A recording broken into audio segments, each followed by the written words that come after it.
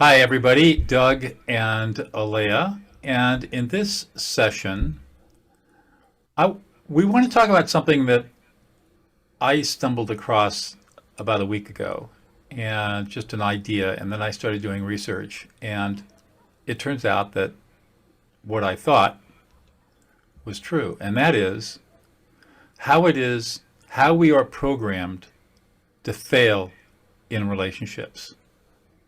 How we are programmed to fail in relationships. Now, most people think that, you grow up in childhood and you go into adulthood and you start dating in high school or maybe even junior high school and you start learning about relationships. But I think everybody can relate to the idea that when you get into relationships, it's not always smooth and it doesn't work well. And there are a lot of relationships that exist today in adult relationships that are comfortable, but they're not deeply emotionally intimate. And people are not connected as deeply as they want to be. And then there are plenty of other relationships where there are fights and arguments, and people stick together because there's some connection, but really the relationship itself is not very satisfying. And I thought it would be really interesting to talk about how it is that we are programmed to fail in relationships by our parents, and how they were programmed to fail in relationships by their parents. And this goes back for probably thousands of years. The first departure point for all of this is to understand, as I've said many times, we are 98% emotional and only 2% rational. So that means that if we want to be a full functioning human beings, we have to learn how to master our emotions. And the problem is that since our parents, generally speaking, were not emotionally competent, they couldn't teach us, either by modeling their behavior or by just instructing us, how to become emotionally competent. Instead, what parents do, and this is almost universal, is that they emotionally invalidate their children. I'll talk about that in a second. I'll just say that emotional invalidation, again, in my opinion, and from what I've observed at 40 years as a peacemaker looking at thousands and thousands of conflicts, is the most insidious and pervasive form of emotional abuse that exists. It's everywhere. And it's so everywhere that nobody even notices what they're doing. In fact, parents will tell you that they are emotionally invalidating their children to toughen up because it's a tough world out there. But brain science shows, and developmental psychology research shows, that emotional invalidation is the worst thing you can do to a child. So let's talk about that for a second. So remember when you were 2 years old and you're outside running around and you fall over and you skin your knee. What are you told? Alea, what are you told? Toughen up. It's not that bad. You'll get over it. That's okay. You'll be all right. For guys, it would be stuff like, big boys don't cry, don't be a sissy, don't be a girly girl. You got to be a big man, rub dirt on it. It doesn't hurt, and so forth and so on. And the experience that almost every person has, at least in Western culture, is that their parents invalidate their emotional experience. Now, this does a couple of things that are really harmful. First, parents, if they're good, have to be emotional coaches. They've got to help their children navigate the process of building an emotional database. And if that process does not occur, then what children experience is a deep hurt. And in order to prevent loss of connection, children build walls around themselves. And they stuff away their negative emotions. And they know they're not allowed to have feelings, or to have feelings is to be weak or bad or evil or irrational. And if they want to be adults, they can't show feelings. And this is true for both men and women. This is not sex or gender biased in any way. So they go through childhood being told that emotions are bad. And since they're hanging out with their peers, other children, as they're growing up, and those children are learning the same thing, when they display emotions amongst their friends immediately put them down. and tell them, don't feel that way. In fact, it's almost like there's an emotional policing that goes on there. That if you step outside the norms of behavior that say that emotions are bad or evil or weak, that other people will step up to put you down right away for feeling your emotions as a real human being. And so we learn that emotions are bad, and we build up all this pain inside of ourselves, and we wall off the pain. We build big walls around us. We become numb. We engage in activities that protect us from feeling. One of the things that we see in this young generation is the attraction to video games. Now, this is not the first generation to be attracted to stuff like video games, but they get absorbed and it becomes addictive because it's a way of escaping. It's a way of finding emotional safety. And really, what every human being needs more than anything else is to feel emotionally safe. And yet, we don't feel emotionally safe. Our parents were not emotionally safe for us. Our brothers and sisters were not emotionally safe for us. Our friends weren't emotionally safe for us because if we were vulnerable, we get immediately put down as being soft. And because of our wall, that prevents us from going within and feeling safe. That's right. So we don't even feel safe with our own emotions. And so now you come into adulthood, and biology starts driving you to relationship, sexual attraction. What tools do you have to make that relationship work at a deep and intimate level? Every person coming into a relationship wants connection, wants emotional safety, wants intimacy, Validation, and wants to feel love. Where do you learn those skills? Those skills should have been learned in childhood, and they weren't taught to you at all. You were programmed exactly the opposite. You were programmed that emotions are bad, intimacy is bad. They tell you that love is good, but does anybody? but no tools of how to do it. No tools and no modeling. No. No modeling. And you're emotionally invalidated for 18 years. And maybe you go to college, or maybe you move out and start working, and you have no idea of how to create emotional safety for yourself or how to create emotional safety for those around you. Certainly don't know how to create emotional safety for somebody that you fall in love with, you want to have a relationship with.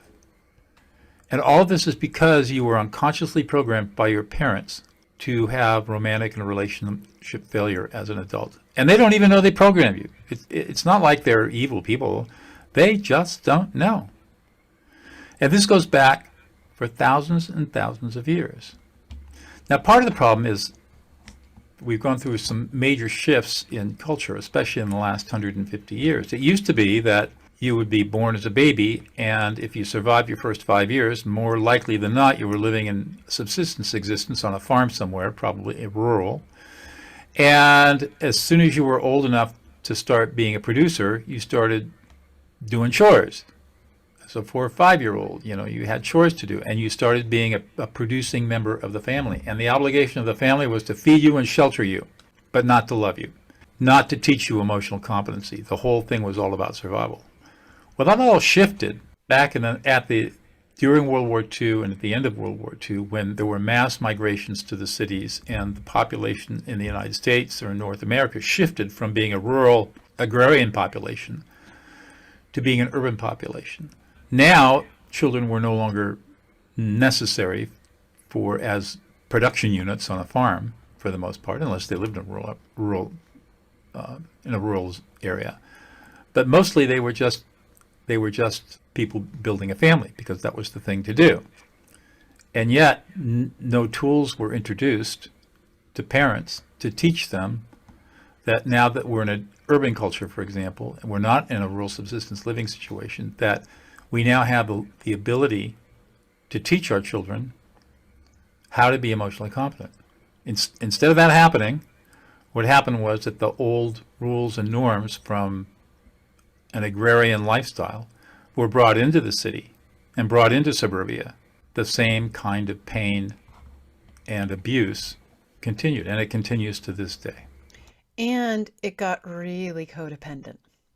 Because as we moved into this urban environment and more people are around each other, then the children are taught, or you were taught, that it's your responsibility to respect your mother and father, love your mother and father, abide by them, and it's all about them, the people in your life that hold the authority and the power, and bowing to that. And your needs were not important. So if you did start to tend to your needs, then you were selfish and you got shamed. So it created this really messy system in our relationship dynamics of being codependent, never thinking about yourself, never tend to yourself, don't learn how to soothe yourself deep in your core, don't really deeply love the light that flows within you. Oh, so now you're so empty inside and you've got the wall, the shell. So now you're in physical pain, emotional pain, obviously relationship pain, empty, empty, empty because you've given everything to everyone and you wonder why you're not fulfilled in relationship. And then you're resentful because nobody's meeting your needs. So there's so many layers with this whole dynamic of relationships, of how we're in relationship with each other intimately and just in our family structures and our friend structures. And then it also ties into how you're in relationship with your body, which is part of the work that I do.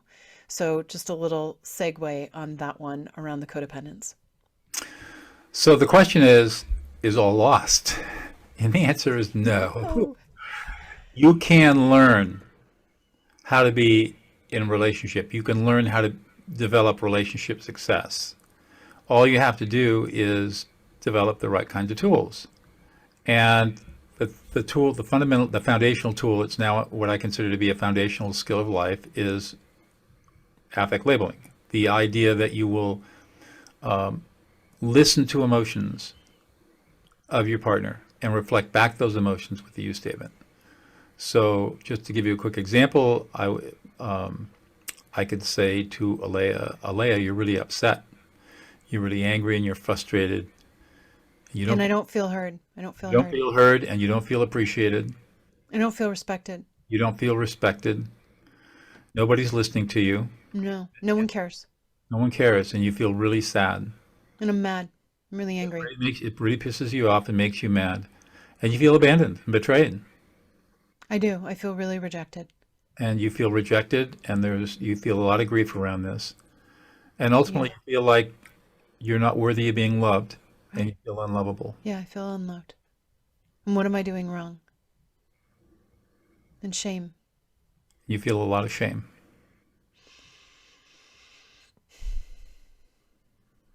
So notice how she's finished with a sigh. That's when you know you're done. That's called listening another person into existence. And when you learn how to listen another person into existence, you deeply validate them at an emotional level. You create emotional safety and you create deep intimacy and trust because it's not about you. It's about validating your partner's emotional experience. Alea, what's the experience like when you were validated that way? Your whole focus was entirely on me. It wasn't me needing to appreciate you or respect you. You let yourself completely focus on what I was going through. It was a huge relief that you weren't trying to figure out why did I feel that way? You weren't asking me questions because then I would have had to come up with something and maybe I don't even know what it is. And then you also weren't trying to fix it. And if you had gone to fixing it, then I would have actually gone into deeper shame because I was thinking, okay, there must be something wrong that I'm feeling this way. So I felt this incredibly big space for me just to feel these feelings. And when you validated, then I could connect in with a deeper emotion underneath it. Now, granted, you and I have been practicing this and doing this in our own relationship for over a decade, but just modeling that, you go deeper in. I felt deeper into another layer of emotion, another layer of emotion. So I started becoming more aware of these emotions, and then I finally hit the mother lode. And then I reconnected in with myself as I just felt that emotion. It wasn't about now I have to fix the shame or understand why I'm in shame. Just no, I just had to land in that deeper emotion. And then I felt my body re-engage, relax, reconnect. So that's what it was. That was the experience.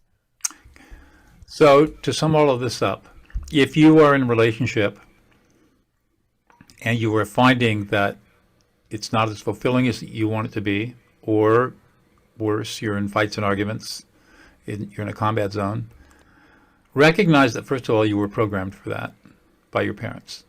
It's not your fault.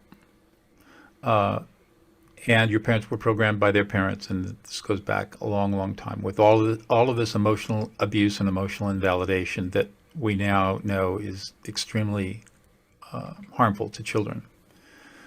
And also recognize that there's a way out. That if you develop your own emotional competency and learn how to listen to other people into existence, which does not take long, that you can change this dynamic. And the trick, of course, is you have to want to change. But there is hope.